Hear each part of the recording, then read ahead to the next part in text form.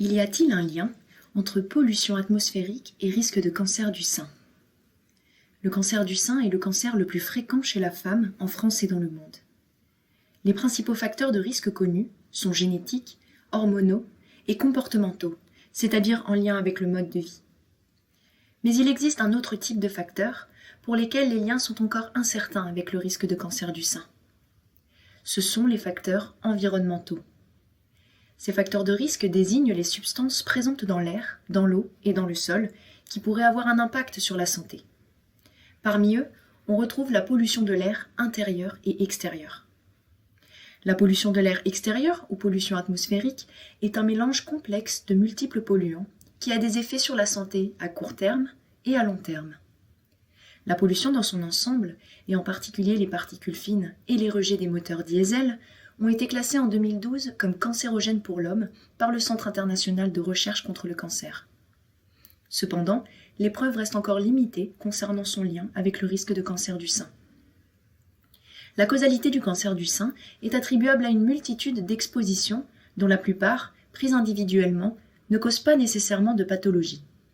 On parle d'exposition à faible dose. De plus, il peut s'écouler des dizaines d'années entre la première exposition à un facteur environnemental et le développement d'une maladie chronique. On appelle cela le temps de latence. Ces deux éléments compliquent l'identification du rôle de l'exposition à la pollution de l'air dans le développement du cancer du sein. Il est donc nécessaire de développer de nouvelles méthodes d'estimation de l'exposition qui permettront de fournir des données plus précises pour les études épidémiologiques.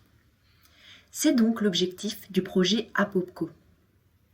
Le projet APOPCO vise à évaluer le lien entre l'exposition à la pollution atmosphérique et le risque de cancer du sein en adoptant une approche vie entière. Pour 10 000 femmes en France métropolitaine, sur une période de 22 ans, l'exposition aux principaux polluants émis par le trafic routier est calculée. L'objectif est non seulement de prendre en compte un temps long, mais il intègre également la mobilité des individus. Par mobilité, on entend la mobilité résidentielle, c'est-à-dire les déménagements des sujets au cours de la période d'étude, mais aussi la mobilité professionnelle par le recueil des adresses des différents lieux où ont travaillé nos sujets.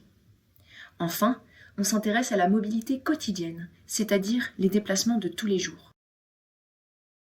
On recrée les itinéraires des sujets tout au long de la période d'étude et on tient compte du mode de déplacement qu'ils utilisent.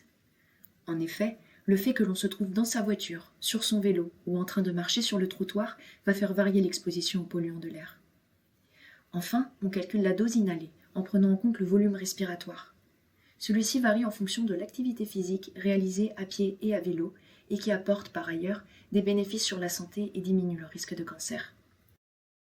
Pour plus d'informations, n'hésitez pas à suivre le projet APOPCO et ma thèse qui arrive à leur terme à la fin de l'année. Merci beaucoup d'avoir regardé cette vidéo et à bientôt!